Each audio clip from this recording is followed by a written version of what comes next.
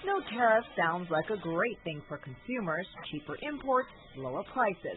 But for some Southeast Asian producers, going tariff-free is a frightening prospect. Some manufacturers in Southeast Asia are very concerned about the impact AFTA will have. Some countries like Indonesia are hoping that they will have success with more unique products like handmade batiks. But others are concerned that cheaper Chinese products will flood the market. And there's a lot of comparative advantages to Chinese products. Labor, for example. Even though wages here in Indonesia are half what they are in China, labor productivity is 3 times greater in China. Designer and businesswoman Poppy Darsono has already seen one of her garment factories shut down in the face of competition and the global economic slowdown.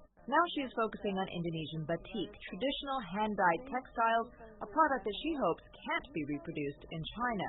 But still she worries cheaper Chinese imports will make business more difficult. It's 50% less expensive.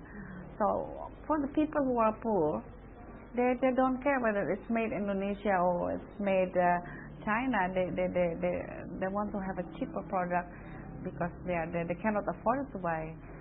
That is happen. And then if it's open and it's going to be, everywhere would be the China product, and then they would have lost their job for the small and medium enterprise.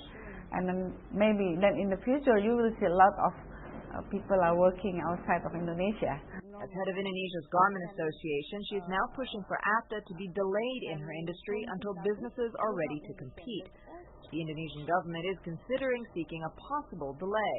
But she says Indonesia's government should also be more supportive, like China, providing even cheaper access to credit and investing in more infrastructure to keep critical costs like power to a minimum.